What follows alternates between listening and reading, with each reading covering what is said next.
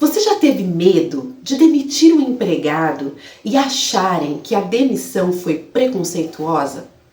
E isso é um pesadelo, porque ainda que muitas vezes a demissão seja legítima, a depender da situação desse empregado, pode parecer que foi discriminatória, que foi preconceituosa.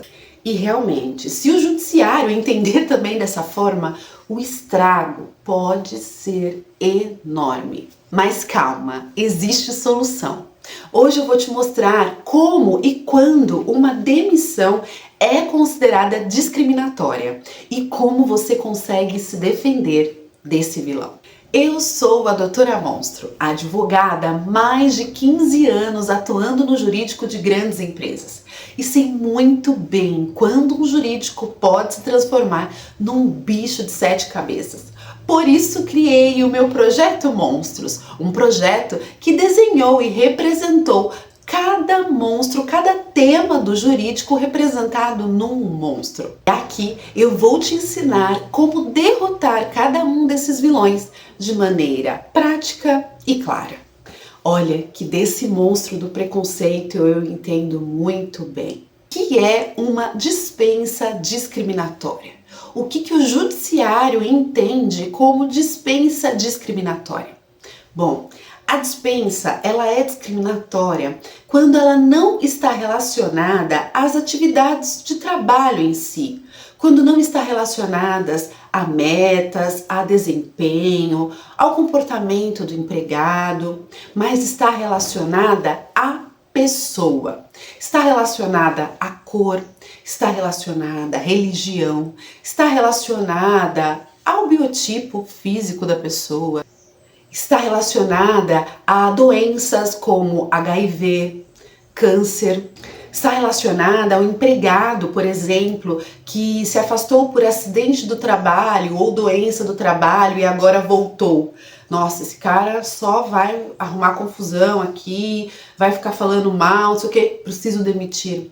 Então, assim, a dispensa, ela é discriminatória quando ela não está relacionada ao trabalho, mas está relacionada à pessoa.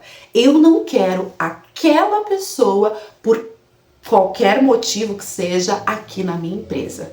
Isso é dispensa discriminatória. Num processo que alega dispensa discriminatória, o que vai ser avaliado pelo juiz? Vai ser avaliado o contexto da demissão. Por exemplo, o empregado fica sabendo que está doente, tá? A gente está no outubro. O tema de outubro é Outubro Rosa, né? A prevenção de câncer de mama. Então vamos falar de uma empregada que descobriu que está com câncer de mama. E aí logo ela avisa o seu gestor que ela está doente, está com câncer de mama e que por isso, em alguns momentos, ela vai precisar se afastar, se ausentar, enfim. Naquele momento, logo na sequência, essa empregada é demitida. E aí, quando entra com o processo, a empresa não consegue sequer fazer provas, por exemplo, de que a empregada tinha recebido feedbacks sobre algum comportamento ou alguma postura e não melhorou. A empresa não consegue fazer prova de faltas, a empresa não consegue fazer prova de insubordinação ou algum tipo de indisciplina. A empresa não consegue fazer prova de nada. Considerando o contexto, eu acabei de avisar o meu gestor e uma semana depois, um mês depois eu fui demitida, não tem como não entender que a dispensa era discriminatória, né? Mas existe o outro lado, o outro cenário. Uma empregada também doente, no mesmo cenário. Doente, ficou sabendo que estava com câncer de mama, foi lá e avisou o gestor direto ou o próprio dono da empresa, né? Dependendo do tamanho da empresa. Aí ela foi e comunicou, né? Só que essa empregada, ela já tinha recebido feedbacks anteriores sobre o desempenho dela, que ela não estava batendo meta. Ela já estava faltando com muita frequência, antes mesmo de saber da doença. Ela já tinha brigado com fulano e ciclano, ela já tinha desrespeitado o superior. Aí agora, 1, 2, 3 meses depois que ela comunicou a doença, ela foi demitida. entende que a gente consegue justificar para o juiz que existia todo um cenário antes, né? Existia todo um cenário, existia todo um contexto. Só que como a empresa consegue justificar isso? Com provas. E é aí que a empresa falha, é aí que a gente erra feio. Porque a empresa às vezes só adverte de boca, nunca aplica uma advertência por escrito, porque a empresa não dá feedback, ou se dá feedback não formaliza isso, porque a empresa não tem documentos, não tem provas. Como que a gente... Era uma demissão legítima, porque ela já estava para ser demitida. Só talvez estava esperando o melhor momento financeiramente da empresa, alguma coisa assim. Ela já estava, era uma demissão legítima, mas percebe que virou uma demissão ilegítima? Por quê? Porque não tem provas. E aí o que acontece com essa empregada que vai até o judiciário? Ela está passando por um momento delicado. Ela está passando... Poxa, ela precisava do convênio, ela precisa do salário, enfim. Aí o que vai aparecer?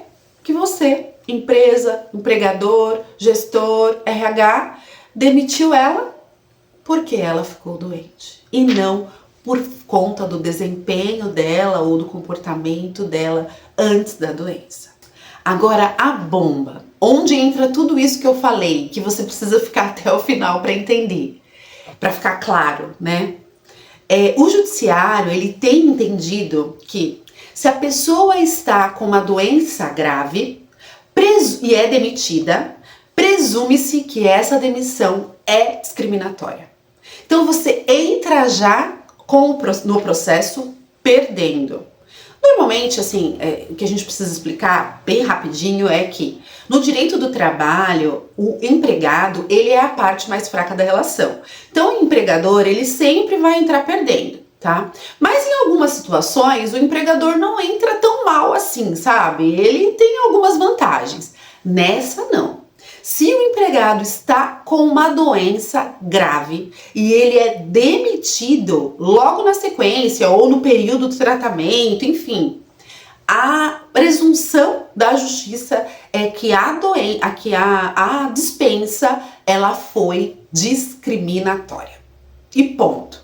E aí, quem tem que provar o contrário? Não sei se você já ouviu esse ditado, né? Que quem alega tem que provar, né? Você já deve ter ouvido falar sobre isso. Ah, mas se você tá alegando, você tem que provar. Realmente, quem alega tem que provar. Nessa situação, não.